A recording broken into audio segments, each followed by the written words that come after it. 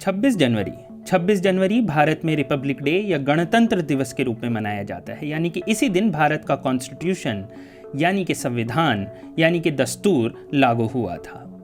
इस दिन को मनाया जाता है, काफ़ी हर्षोल्लास के साथ मनाया जाता है। लोग इस दिन खुशियाँ मनाते हैं, जगह जगह मिठाइयाँ बंटती हैं, झंडा फहराया जाता है, परेड होती है, ये सबको पता है। लेकिन ये कितने लोगों को पता है कि कॉन्स्टिट्यूशन जो भारत का है वो 26 नवंबर 1949 को ख़त्म हो चुका था, यानी कि बनकर तैयार हो चुका था। उस दिन उस पर साइन भी हो चुके थे। उसके बावजूद ये डिसाइड किया गया कि 1950 की 26 जनवरी को ही वो लागू किया जाए ताकि हर साल 26 जनवरी को सेलिब्रेट किया जा सके। आखिर ये 26 जनवरी क्यों चुनी गई? अगर 26 नवंबर को ये बनकर तैयार हो चुका था तो आखिर इतना वक्त क्यों रखा गया? असल में 26 जनवरी का अपना एक अलग महत्व है, अलग इम्पॉर्टेंस है।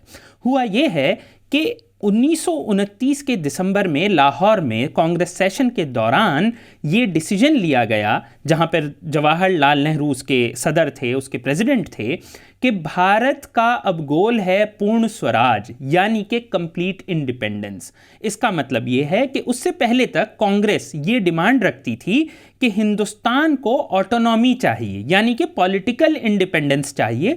हो सकता है कि वो कॉमनवेल्थ का हिस्सा रहे, यानी कि डिफेंस आदि में अंग्रेज सरकार अपनी दखल रख सकती है, लेकिन हिंदुस्तान अपनी सरकार खुद चुने। लेकिन 1929 के सेशन में ये डिसाइड कर लिया गया कि अब से हिंदुस्तान को पूरी आज़ादी चाहिए, मुकम्मल आज़ादी चाहिए, पूर्ण स्वराज चाहिए, कंप्लीट इंडिपेंडेंस चाहिए।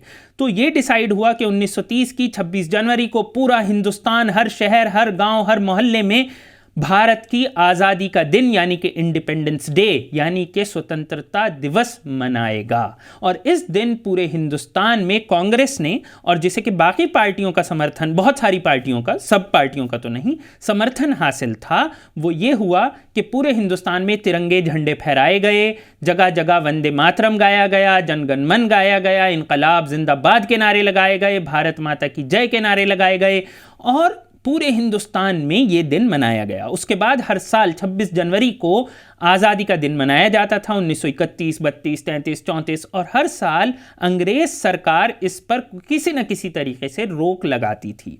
अगर आप 1940 की दहाई में देखें, 41, 42, 43, 44, तो आप देखेंगे कि इस दिन जो लोग ये दिन मनाते थे, झंडा फहराते थे, उन पर पुलिस ने लाठीचार्ज किया, उन्हें अरेस्ट किया, कई जगह पर गोलियां भी चली हैं, क्योंकि हिंदुस्तानी इस दिन अपनी आज़ादी का दिन मनाने लगे थे। वो ये डिक्लेयर करने लगे थे कि हम आज़ाद हो चुके हैं। और अगर पूर्ण स्वराज की बात की जाए तो पूर्ण स्वराज की डिमांड कोई बहुत नई डिमांड नहीं थी। ये इससे पहले 1857 में भी उठी है। जमीयत उलेमा को अगर हम देखें तो जमीयत उलेमा जब से बनी तो लगातार उनका यही कहना था, हमें पूर्ण स्वराज चाहिए, कंप्लीट इंडिपेंडेंस चाहिए। हजरत मोहानी ने 1920-21 में ही ये डिमांड कांग्रेस के सेशन में रख दी थी कि पूर्ण स्वराज को कांग्रेस के गोल के तौर पर ले लिया जाए, और ये डिमांड लगातार थी। लेकिन कांग्रेस, जो कि हिंदुस्तान की उस वक्त सबसे बड़ी बॉडी थी, सबसे बड़ी सरकार मतलब पार्टी थी, या जिसकी एक तरीके से वो हमारे फ्रीडम स्ट्रगल का नेतृत्व कर रहे थे,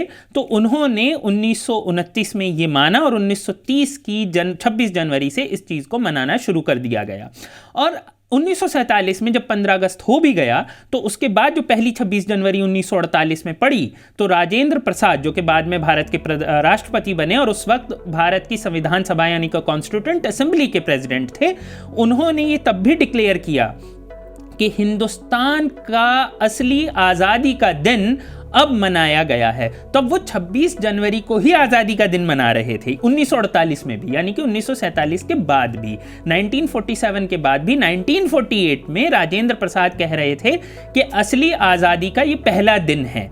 तो 26 जनवरी बहुत दिल के करीब थी। जो लोग फ्रीडम स्ट्रगल का हिस्सा लेते थे उनके लिए 26 जनवरी बहुत इंपॉर्टेंस रखती थी। नेताजी सुभाष चंद्र बोस हों, नेहरू जी हों, गांधी जी हों, राजेंद्र प्रसाद हों, मौलाना आज़ाद हों, हर किसी के करीब था। तो जब संविधान सभा ने ये डिसाइड किया कि अब संविधान बन गया है, तो ये हुआ कि 15 अगस्त अब स्वतंत्रता दिवस है, इंडिपेंडेंस डे है। 26 जनवरी का क्या किया जाए? तो 26 जनवरी हर साल मनाई जाए, इसके लिए ये डिसाइड हुआ कि कॉन्स्टिट्यूशन को 26 जनवरी के दिन अडॉप्ट कर लिया जाए, ताकि हर साल जब हम कॉन्स्टिट्यूशन डे यानी कि रिपब्लिक डे यानी कि संविधान के लिए जब हम गणतंत्र दिवस मनाएंगे तो वो दिन मनेगा और 26 जनवरी हमेशा हिंदुस्तान को पीढ़ी दर पीढ़ी याद रहेगी।